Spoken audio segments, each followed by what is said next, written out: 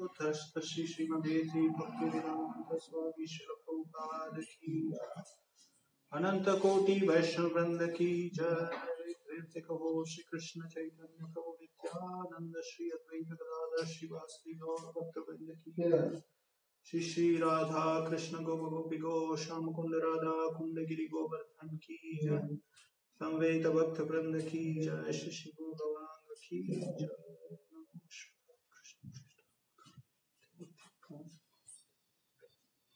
नमो विष्णुपदाय कृष्णप्रेष्ठाय भूतले श्रीमते भक्तिवेदांत स्वामिनिति नामिने।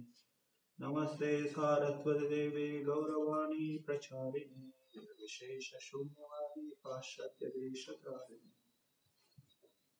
जय श्री कृष्ण चैतन्य प्रभु नित्यानंद श्री अद्वैत गदाधर श्रीवासदि गौर भक्तवृंद।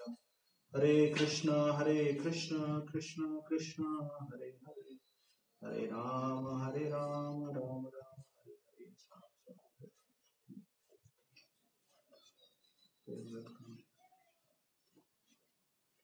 हरे Krishna. First time I am speaking to devotees in Malawi. Very excited about it. Radhakant Prabhu initially told me I can speak on any topic of my choice. Then I chose a topic, message of Bhagavad Gita.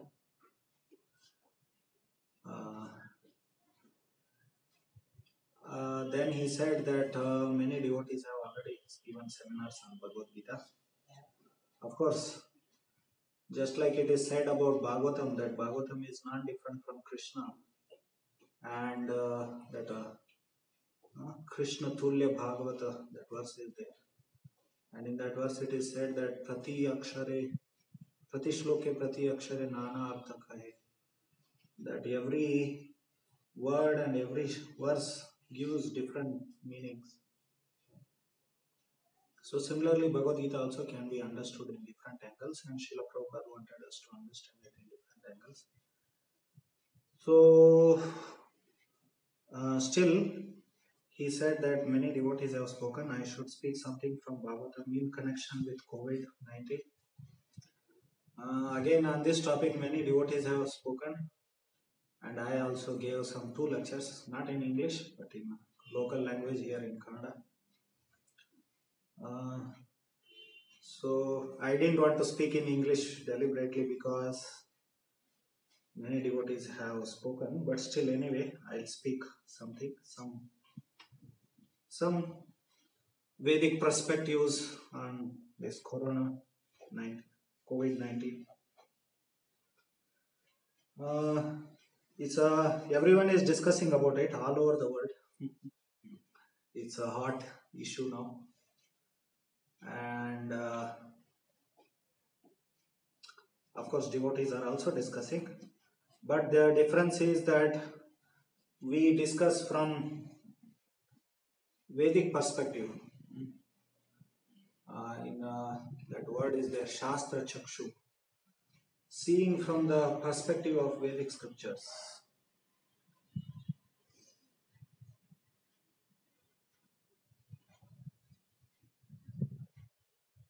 Okay, so Vedic perspective, we discuss it from Vedic perspective. In Kannada, I gave one lecture, COVID-19 of Bhagavad Gita analysis. So that was some basic lecture for new devotees, new people who are coming to our satsang here. Anyway, so this modern society, today we will discuss more some from a social point of view, because although we are supposed to be spiritual, devotees also, they live in society, they are part of the society. So we have our social side also, socio-economic side. So along with our spiritual So even temples are affected economically, socially. Now, because most of our movement is city based, urban based. Hare Krishna, everyone is able to hear me? Hare Krishna. Hare Krishna.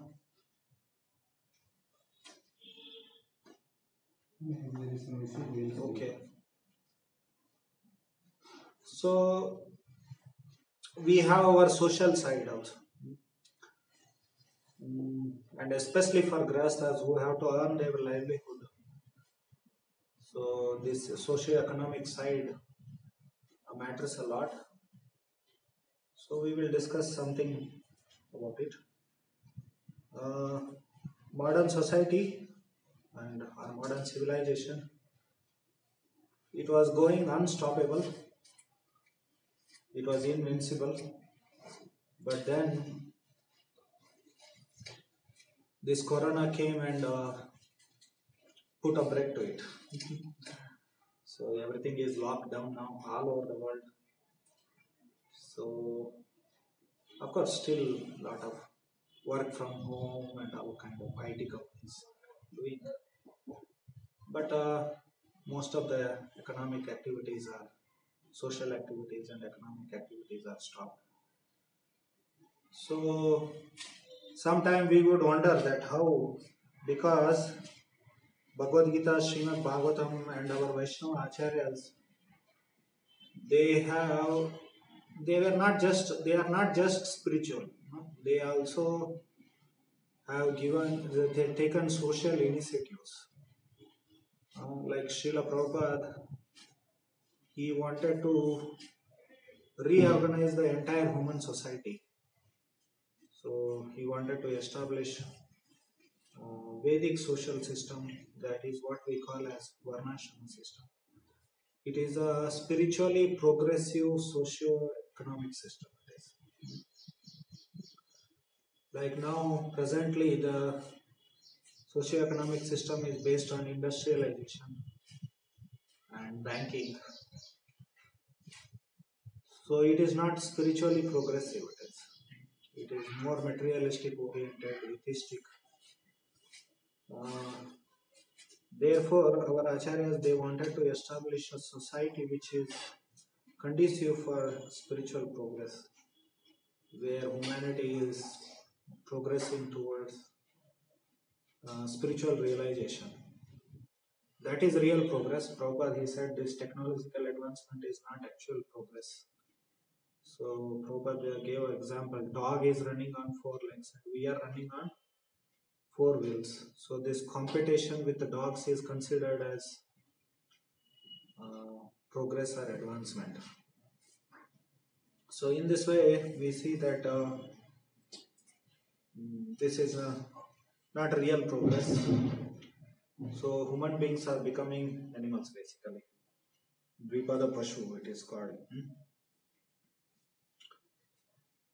So they wanted to, and Bhagavad Gita, Bhagavatam, and Vaishnava Acharyas, they had they give a spiritually progressive alternative society for us.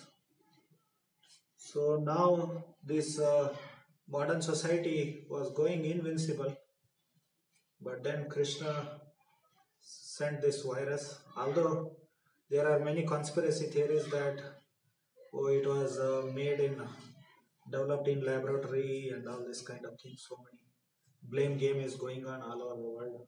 One leader is blaming the other leader is blaming the another leader. So this all going on. But whatever it is, it's ultimately anything good or bad in this world. It is there. It is all Krishna's arrangement. It comes from Krishna only. So generally, in some religions, they don't understand this. In 10th chapter of Bhagavad Gita, Krishna speaks of many qualities, and in those qualities he speaks about both positive and negative qualities, and he says that both come from me only.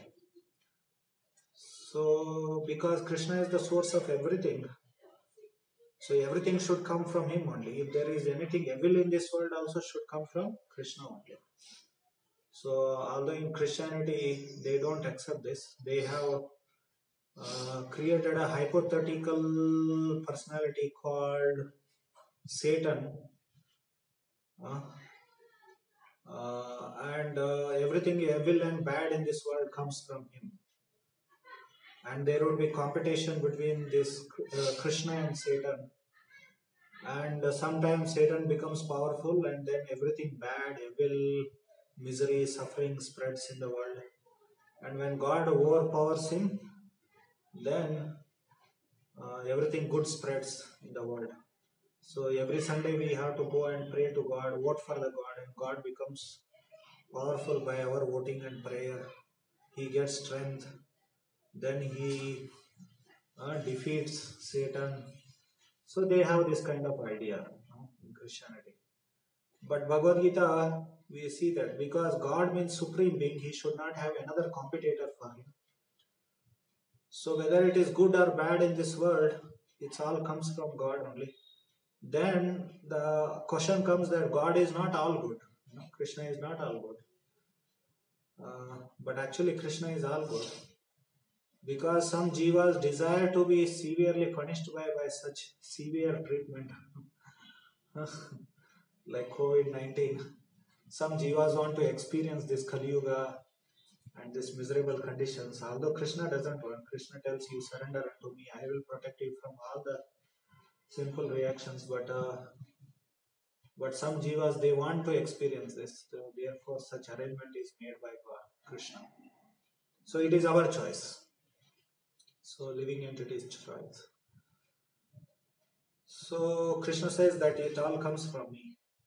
And in the same chapter, you see anything which is powerful in this creation, extraordinary, that extraordinary powerful thing represents Krishna, or it is manifestation of Krishna's energy. So Krishna tells that I am this, I am that, like that. In the whole 10th chapter, Krishna speaks about his vibhutis and mystic powers, yogas. So that chapter is called as Vibhuti Yoga. In English, Prabhupada has translated opulences of absolute truth. So we see that this corona, this small virus, this shaked the entire world. That shows that corona is an powerful agent of Krishna. So anything extraordinary, powerful, if you see in this world, we should immediately understand that it is an agent of Krishna. So corona is an agent of Krishna. So we have to understand that from Bhagavad Gita, because so something which is very insignificant, if you see, so that shakes the whole world, whole economic, socio-economic system, everything. So in this way, Krishna sent this agent to stop all this demonic atheistic society invincible. Of course, these demons will. There is a book called Story of Civilization written by one Westerner. So how he says that how civilizations, people work hard and develop civilizations, and they become powerful. Then when they become powerful, then wealthy, then people do all kinds of sinful immoral activities. So the moral fabric of the world is destroyed, civilization is destroyed, then again that civilization collapses. And then again they build. It goes on. This is material world. So, but this is what we can understand is this is just a small dose which Krishna gave. We can expect a more powerful, because now leaders of the world, and we see the economic, the scenario in the world that still they want to go on and develop this whole and revive the whole economic system, everything. Like our dear Prime Minister in India, Modi, he has announced some economic packages to revive the economy. So like that, leaders all over the world, they will again try to develop this. From that we can, if this at all, COVID-19 stops at this point of time, and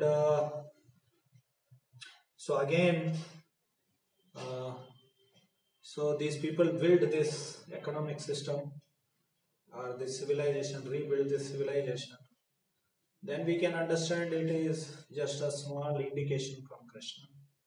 Or this continues for prolongs for a longer time, then we can understand that Krishna just wants to stop this civilization.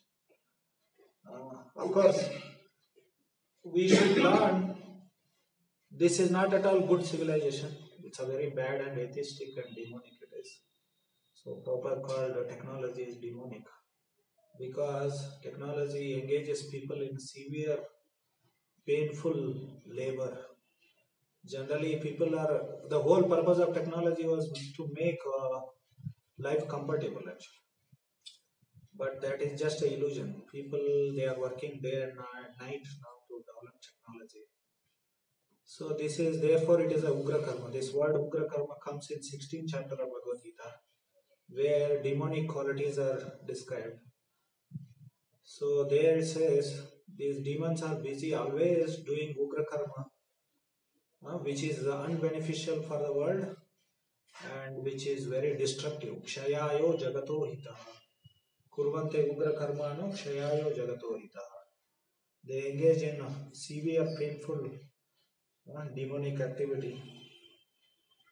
So, and the whole, when industrialization started in Europe,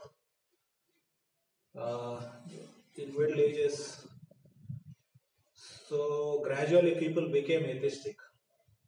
So our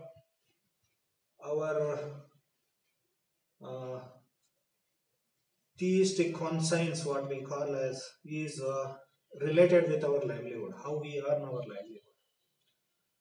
So if we live closer to the nature, then automatically we become God conscious. In many ways we go closer to God actually. So but this artificial demonic civilization, so that kills our theistic and spiritual tendencies within our heart. So therefore it is very important how we earn our livelihood, or how our socio-economic system is based on. So but we used to wonder, like, because our acharyas told that we have to change this society, we have to bring back Vedic society. Vedic culture was existed all over the world actually. Even in Malawi also there was Vedic culture. May not be in its absolute sense, but whatever. So the influence of Vedic culture was there 5,000 years back. So then, so our acharyas, they wanted to bring this back, but we used to wonder how it is possible, because the way this civilization was going was unstoppable. But now we understand from COVID-19 that Krishna, if he wishes, he can stop at any time. But then that is not an intelligent thing to learn by experiencing. So it is told that those who learn by hearing, they are first class intelligent people, and those who learn by experiencing, they are second class intelligent people, and third class fellows, they don't learn even after experiencing. So now we see that COVID-19 said that, so the whole lot of problems connected with COVID-19, all the whatever economic problems, social problems, health problems which we are experiencing, it is all just because people are brought together in urban areas, because this industrial civilization needs a lot of workforce, and then you have to bring lots of people together, pack them together in big urban areas. then anything such pandemics or epidemics, when they come, then lot of people get affected. Otherwise, if the people are spread out in the countryside, so all these problems will not affect so much. So you can see that from Vedic. So Vedic society means it's Vedic economy was agro-based economy, and agro-based economy, cows and people were dependent on cows and land, and all other whatever uh, whatever other occupations were there, they were all linked up with these two things. So people were spread. So to live on the land and with the cows, you need to live in the countryside. You need space for grazing, for cultivation. So then the humanity would be spread in the countryside. But for industrial civilization, you have to pack all the human beings in one place, like a pack of dogs, clubbed together. So then all these problems so many problems will come because of this. So then, so all these issues they come. Therefore, we have to bring back. This is a solution for all the. If we bring back Vedic society, Varnashrama society, then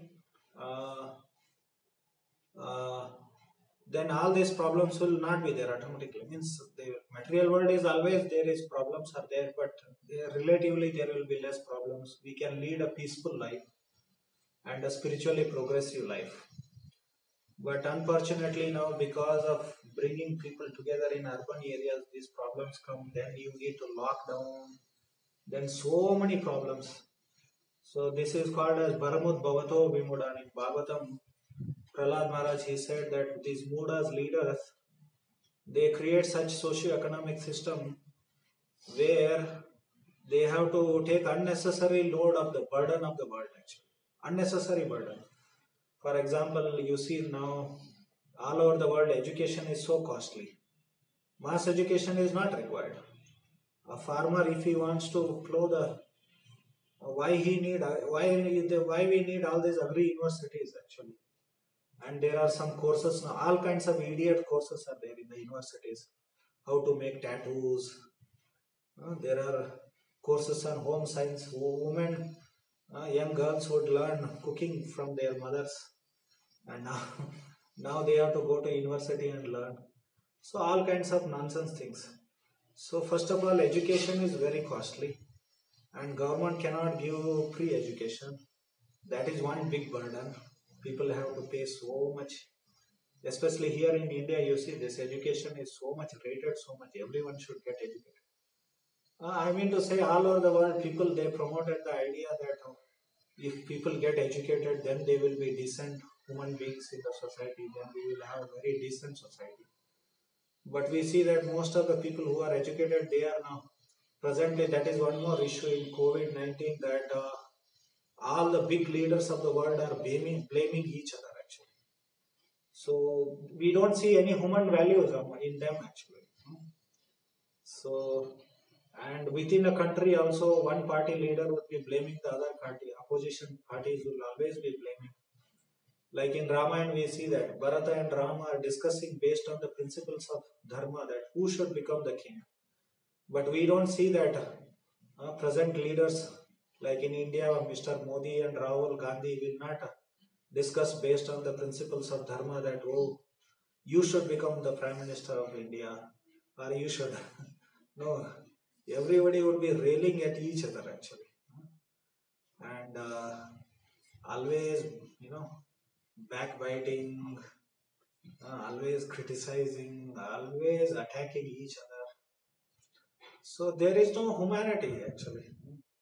So now because Corona is there, US president is blaming China and Chinese are blaming US president.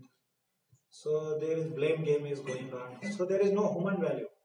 They could have come together, okay, let's get together and we will solve this and help all the humanity. Whatever it has happened, some or other it has come now, COVID. So there are no human values in modern society. So in this way, these problems are increased because the present socio-economic system. So where people have to be clubbed together in big urban areas, are brought together, crowded together. So these demographics has directly link with this kind of pandemics. So Vedic society gives such a good alternative by which we can solve. But unfortunately, people don't learn by hearing. Of course, there is no one to tell also. No one knows. Everyone is in ignorance all over the world. So this modern society is a highest symbol of ignorance. It is, and of course, most of the people don't understand that. They are thinking that we are making progress, development. We are getting educated. Yeah, I forgot that point. I did not continue that. How Baramut Bhavato Bhava. One side there is no free education, and after getting educated, we have to create so many jobs. Leaders have to create so many jobs. In this way, they unnecessarily take the burden of the world, which is not required. People could have lived.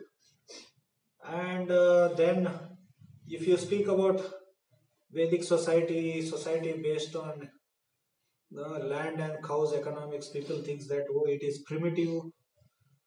We are going back to Stone Age, like that they say. But then we discussed that this is not technological advancement, is not a real advancement. It is like Prabhupada here. I told that in the beginning. It's competition with the dogs. Dog is running on 4 legs and we are running on 4 wheels. So we call it as progress. So since last 200 years, 300 years that this technology, of course technology started 100 years back, electronics and electricals. But before that, whatever this industrial civilization is equated with human progress. But this is digress, it is not real progress, it is. So we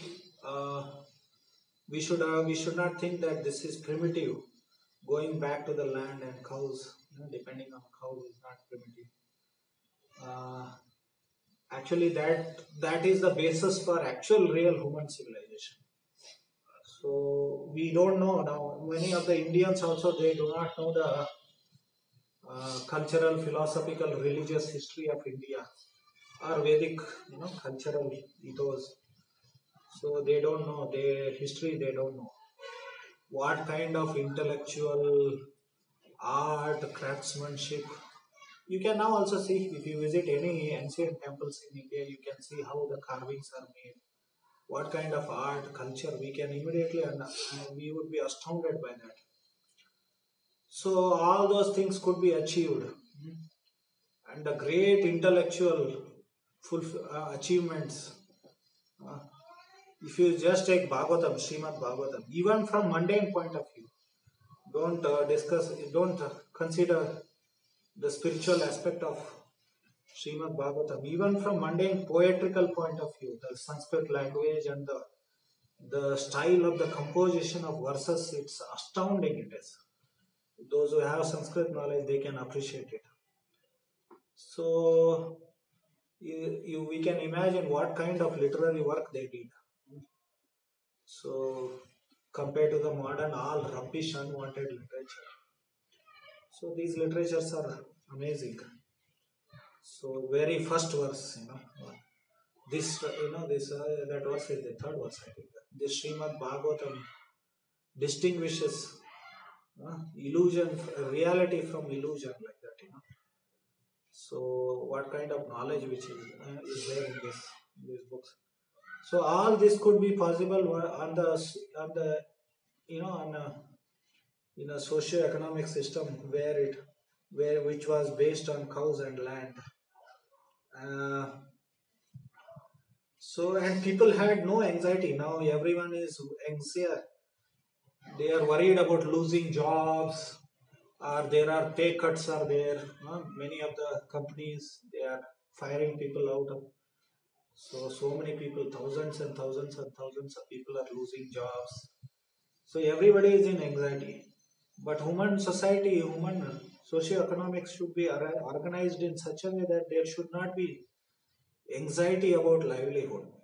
Then you can think about art, culture, knowledge, philosophy, that culture of debating to uphold the absolute truth, and uh, and spirituality. This will all come only when that mental peace is there. If there is no anxiety, like in Vedic culture, in Vedic societies, even 30 years back in Indian villages, you could see that people were not in anxiety how I am going to survive. So barber would go to, there would be a community of barbers. He would go from one home to another home. Every day, some 2, 3 homes, he would go and shave the male members, cut their hairs, and shave beards. And he would have a fixed number of families. And after a week or 10 days, again he will come back to the first family. So they would not pay him every day. Once in a year, they would give him grains.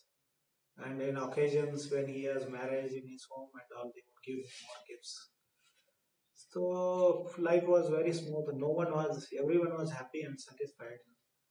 So there was no anxiety. So in such society, that is human society. If there is anxiety about eating, sleeping, waiting, depending, huh, always thinking where money will come, always planning how to earn, accumulate more and more money.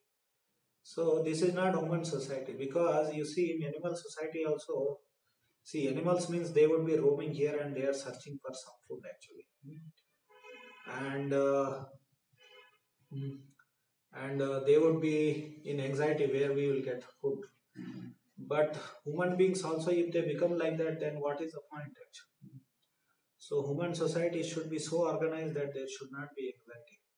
And now that another point I made that primitive people say when we speak about Vedic culture means it is primitive. This word primitive itself is a big politics. It is in history, in Darwinism. Previously, hunter-gatherers were there. They would hunt upon animals in the jungle and eat them. Gradually, they built up.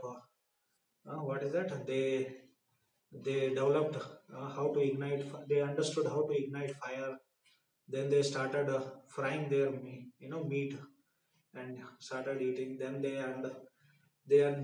understood how to throw some seeds and grow some you know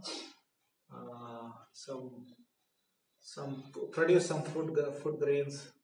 So they invented agriculture. Like that, human story is told how civilization started.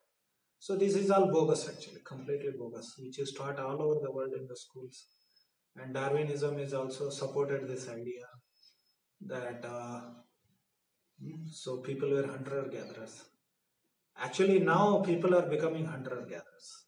This theory comes true in modern society. It is applies to modern society. Why? Because they are not interested in producing grains. They are not interested in occupations which are connected with producing grains and producing milk. So people are gathering food. They are hunting for money and gathering food and eating. So you can understand. Even now, even cooking culture is going away now because this McDonald's, Domino's. So all these big food chains have come. What is that? KFCs are there. All these fellows are going to eternally burn in hell actually. So far, gobbling so many, killing animals and gobbling animals.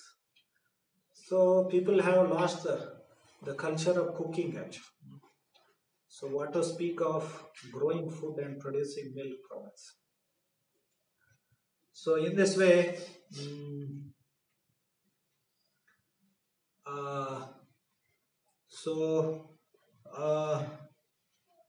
so now actually the human society is becoming like hunter and gatherers. So they are hunting for money and gathering food and eating. So it is a society of hunter gatherers. So and we will not learn by now. COVID-19 came again. Leaders are enthusiastic. They are announcing economic packages. So they will not learn by experience also. Therefore, this is called third class intelligence. So we should learn lessons how to what of course someone should be there to, because knowledge is ultimately revealed. It doesn't come by experience. This idea of this modern science that uh, that empiricism is axiomatic. Basically, modern science believes in pratyakshavad. That is, in modern scientific terms, they use the word term called empiricism. And Western philosophy is anumana, pratyaksha and anumana. Anumana means speculation. They call it as logic and all those things. It's mostly mental speculation. So logic and reason. So both are basically learning by our experience, based on our experience, speculation, contemplation, etc. So, but ultimately, knowledge is revealed. It is knowledge doesn't come by empirical method, or you may get some knowledge, but ultimately, the complete knowledge or perfect knowledge comes from it is revealed. It's a revealed knowledge. So basically, Vedas are revealed knowledge, revealed scriptures, proper use of them. Of course, that is a revealed word comes from, it's connected with Christianity and Bible. But it is true with ultimately, because all the Brihadaranyaka Upanishad says that Asya Mahatasya Bhutasya Nishvasitam Yetat Rigveda Yajurveda Samaveda Vedatarvangi Rasaha Itihasa Puranam. So that these Vedic scriptures were breathed out by the Lord, Supreme Lord. When Supreme Lord breathes out, Vedic hymns come from that. So when we breathe out, some bad smell comes. So in this way, it's ultimately knowledge is revealed knowledge. Knowledge is revealed. So someone has to, based on Vedic knowledge, based on Vedic scripture, someone has to tell these people that no, this is not the way civilization should go. But unfortunately, there is no one to tell them, nor they are ready to hear also. They think that they know better than what Krishna says in Bhagavad Gita. We have better knowledge than what Krishna says. Then you will learn a hard lesson. So if not now, sooner or later, this civilization is going to end up in disaster, or already it is disastrous for human beings, because human beings doesn't need to lead such a miserable life, actually. Severe, painful life. They doesn't need to do such severe, painful, hard labor, actually. Ugra karma. They don't have to engage in ugra karma. So it's already a disaster. It's already a doomed civilization. Prabhupada used often this word doomed in his books. So therefore, there should be someone to hear, but sometimes they may not hear, they may not learn by hearing. They want to learn by experiencing, but sometimes they don't learn even after experiencing. Like now today, all these policy makers, like here in India, we have this Niti Ayog. Previously they used to have planning commissions. So they wanted to have a traditional version of that, Niti Ayog, because this word Niti Ayog means more traditional. So none of those fellows who make economic policies, all these big economists, they don't think that can there be any alternative system, economic system. So they don't think about it. So, but because everyone is defective, so this whole economic system based on banking and industries is going on now. But this has not resulted in a good, and it will never result in a good situation. And particularly, we can understand when such emergencies they come, like this pandemic, so that we are in a very dangerous path, actually. So I will read two purports from Srimad Bhagavatam, because the topic was message of Srimad Bhagavatam in the times of COVID-19. So two verses. One is from 8th chapter of first canto of Srimad Bhagavatam. That title is Prayers by Queen Kunti. Text number 40. Ime janapada shraddhaya supakshaushadivarudah vanadrinadya udanvanto edante tava vikshitai. So the translation goes like this. All these cities and villages are flourishing in all respects because the herbs and grains are in abundance. The trees are full of fruits, the rivers are flowing, the hills are full of minerals, and the oceans full of wealth. And this is all due to your glancing over them. Purport. So here Kunti Devi is telling to Krishna. So these prayers are after Kurukshetra war. Krishna, he stayed away in Hastinapura for some time, some few months. Then at last he decided he should leave now because he is away from Dwarka for a long time. His relatives there, they are also waiting for him. Then Kunti Devi offers a wonderful prayers in separation from Krishna. Then she says that all the cities and villages are flourishing in all respects because the herbs and grains are in abundance. The trees are full of fruits, the rivers are flowing, the hills are full of minerals and oceans full of wealth. And this is all due to your glancing over them. So by Krishna's mercy, by God's mercy, we can flourish economically also. There is also wrong idea that this wrong idea was spread. Why India became materialistic? Because the leaders of the nation, India, they spread this idea that Indians are behind. First, they became enamored by this Western civilization and technology and industries and Western socio-economists. And after being enamored by that, they spread this idea that because Indians are too spiritual, therefore they are economically behind. But actually it was not fact. So India was very wealthy, and you know that more than 1,000 years. So these Muslim invaders and later this British, they came and looted India. So India economically became poor because of bad policies of the Britishers. So not because of India was spiritual or religious, therefore it became economically poor. And the modern economics, what is that actually? It's a illusory wealth. It is whatever, the currency and bank account.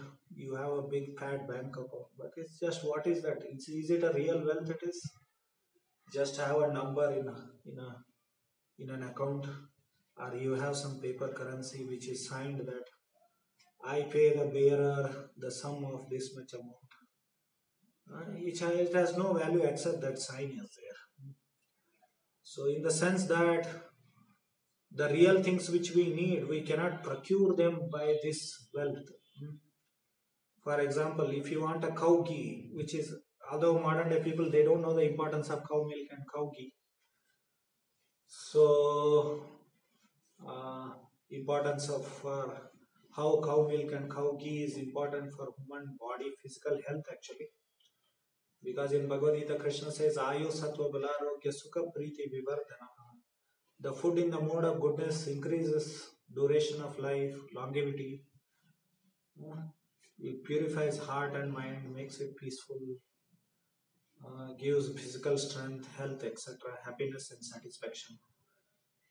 So food, this milk and cow milk and ghee are highest among those food items. So those items in mode of goodness. So people don't know, but if we want to procure, we cannot procure them with whatever we have. This wealth, which we are creating, so which we are accumulating. So that is possible only when we follow dharma or Vedic society, Vedic dharma actually. So in this way, this wealth is not real wealth, illusory wealth it is. So anyway, coming to the point that So it is all by the mercy of Krishna we can materially also we can flourish. So India was spiritual and religious. That doesn't mean that materially it was poverty stricken. So materially also it was very wealthy. So like Vasco da Gama, he found of course again it is also a bogus idea that he found a ocean route to India from Africa or Europe. So maybe he stopped at Malawi, I think. He came through. So, but there was navigation and there was a lot of communication through oceans before also, even before Vasco da Gama found. But the purpose of why Vasco da Gama came, he had heard about India, wealth of India, and they could not cross this Middle East by land. They could not go, so they came by ocean route. So this is all because India was materially also wealthy. So here Kunti Devi, she says that, so by your mercy we can materially also everything is flourishing, she says. So Prabhupada gives a very nice purport. Prabhupada, he wrote this, composed this purport sitting in Vrindavan. So in the early 60s, when industrialization had not so picked up in India. So, okay, I will complete the reading because time is passing.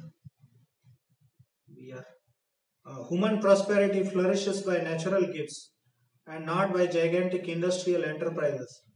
The gigantic industrial enterprises are products of a godless civilization, and they cause the destruction of the noble aims of human life.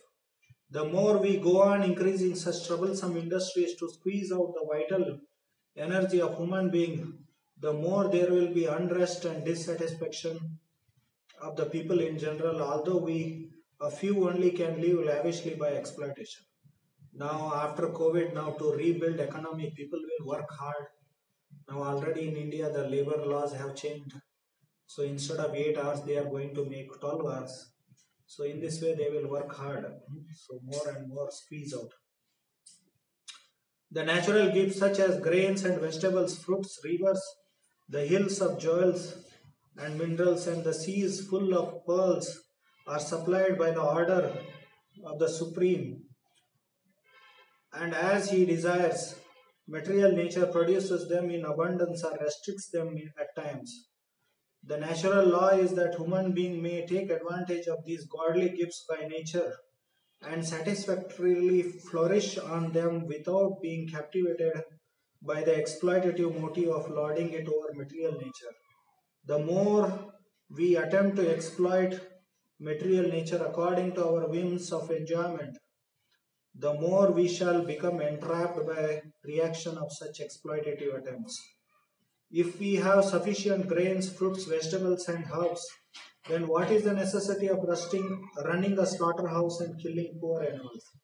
A man need not kill an animal if he has sufficient grains and vegetables to eat. The flow of river waters fertilizes the field, and there is more than what we need. Minerals are produced in the hills and the jewels in the ocean. If the human civilization has sufficient grains, minerals, jewels, water, milk, etc., then why should it hanker after terrible industrial enterprises at the cost of the labor of some unfortunate men? But all these natural gifts are dependent on the mercy of the Lord. What we need, therefore, is to be obedient to the laws of the Lord and achieve the perfection of human life by devotional service. The indications by Kunti Devi are just to the point. She desires that God's mercy be bestowed upon them so that natural prosperity be maintained by His grace. So we can discuss a lot on this verse. We are running out of time. I have another verse and purport which I wanted to read. So that is from verse which is it? Yudhishthira Maharaj. Yeah. There is description in the 10th 10.4, yeah. So there is description about the kingdom of Yudhishthir Maharaj in the first canto of Srimad Bhagavatam 10th chapter. Yeah. So that is 1.10.4. So if you have your phones and all, you can open. Kamam vavarsh parjanya sarva kama dugamahi shishichuhu sma brajan gavah payo sodasvatir muda. During the reign of Maharaj Yudhishthira, the clouds showered all the water that people needed, and the earth produced all the necessities of man in profusion. Due to its patty milk bag and cheerful attitude, the cow used to moisten the grazing ground with milk. So Kunti Devi had spoken many of the things, but she had not mentioned about cow and cow's milk. So in this verse, Suta Goswami, while describing the kingdom of Yudhishthir Maharaj, the wealth and prosperity of Yudhishthir's kingdom, so he spoke about cow and cow's milk also. The basic principle of economic development is centered on land and cows. The necessities of human society are food, grains, fruits, milk, minerals, clothing, wood, etc. One requires all these items to fulfill the material needs of the body. Certainly one does not require flesh and fish or iron tools and machinery. So in Vedic society also they used to have some basic instruments. During the regime of Maharaj Yudhishthira, all over the world there were regulated rainfalls. Rainfalls are not in the control of the human being. Now all over the world water problem is there. But we cannot bring rain and so solve the water problem, right? The heavenly king Indradeva is the controller of rains and he is the servant of the Lord. When the Lord is obeyed by the king and the people under king's administration, there are regulated rains from the horizon, and these rains are the causes of all varieties of production on the land. Not only do regulated rains help ample production of grains and fruits, but when they combine with astronomical influences, there is ample production of valuable stones and pearls. Grains and vegetables can sumptuously feed a man and animals, and a fatty cow delivers enough milk to supply a man sumptuously with vigor and vitality. If there is enough milk, enough grains, enough fruit, enough cotton, enough silk, and enough jewels, then why do the people need cinemas, houses of prostitution, slaughterhouses, etc.? What is the need of an artificial luxurious life of cinema, cars, radio, flesh, and hotels? Has this civilization produced anything but quarreling individually and nationally? Like now, China and America are quarreling on COVID issue. Has this civilization enhanced the cause of equality and fraternity by sending thousands of men into a hellish factory and the war fields at the whims of a particular man? It is said here that the cows used to moisten the pasturing land with milk because their milk bags were fatty and the animals were joyful. Do they not require, therefore, proper protection for a joyful life by being fed with a sufficient quantity of grass in the field? Why should men kill cows for their selfish purposes? Why should man not be satisfied with grains, fruits, and milk, which combined together can produce hundreds and thousands of palatable dishes? Why are there slaughterhouses all over the world to kill innocent animals? Maharaj Parikshit, grandson of Maharaj Yudhishthira, while touring his vast kingdom, saw a black man attempting to kill a cow. The king at once arrested the butcher and chastised him sufficiently. Should not a king or head or executive head protect the lives of the poor animals who are unable to defend themselves? Is this humanity? Are not the animals of a country citizens also? Then why are they allowed to be butchered in organized slaughterhouses? Are these the signs of equality, fraternity, and non-violence? Therefore, in contrast with the modern advanced civilized form of government an autocracy like Maharaj Yudhishthira's is by far superior to a so-called democracy in which animals are killed and a man less than an animal is allowed to cast votes for another less than an animal man. So this is the story of democracy in one line. We are all creatures of material nature. In the Bhagavad Gita, it is said that the Lord Himself is the seed-giving Father, and material nature is the mother of all living beings in all shapes. Thus, Mother Material Nature has enough foodstuff both for animals and for men. By the grace of the Father Almighty, Sri Krishna, the human being is the elder brother of all other living beings. He is endowed with intelligence more powerful than animals.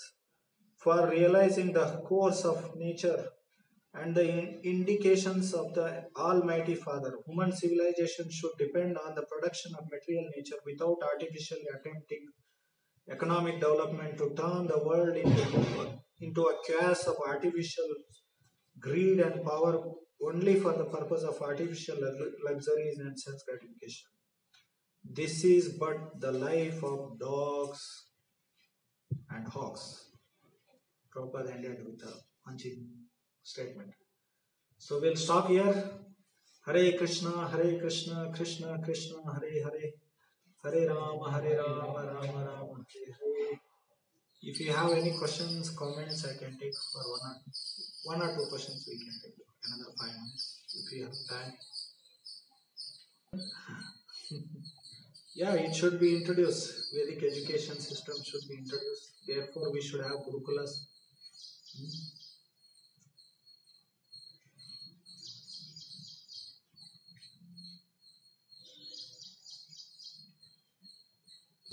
ISKCON should take initiative in Vedic education. Prabhupada wanted that. He said Gurukulas are very important part of our mission. He used the word very important. Very, very important, like that he uses the word. And he expected that leaders of ISKCON give attention to this. But anyway, we should not wait until ISKCON leaders do take some initiative. Grahasthas, because you see, we have our children, Grahasthas have their children. And if we are concerned about the future of the children, if they don't have to become part of this rat race society, so we should consider, and some of the Grahasthas should come together and develop such education. Already there is something going on in this regard. We have some communities coming up in India. So you can take inspiration from that and you all can take part in that. So it is very important. Prabhupada said there should be Gurukulas and there should be Varnashrama colleges, he said. So Varnashrama colleges means we educate people according to their propensities, not put everyone into engineering and make their life miserable. Many of the students, most of the students, they are unhappy studying engineering. So, but forcibly because of socio-economics pressure, they have to study engineering. So you don't have to wait until the ISKCON leaders come forward. You all can yourself take initiative. You are also ISKCON. You people are your devotees. So you also take. To impress government, we have to make some model, model projects. Then only we can try to impress. Unless we ourselves don't make, we will not be able to do. Any other questions? Hope I could answer your question. Hare Krishna.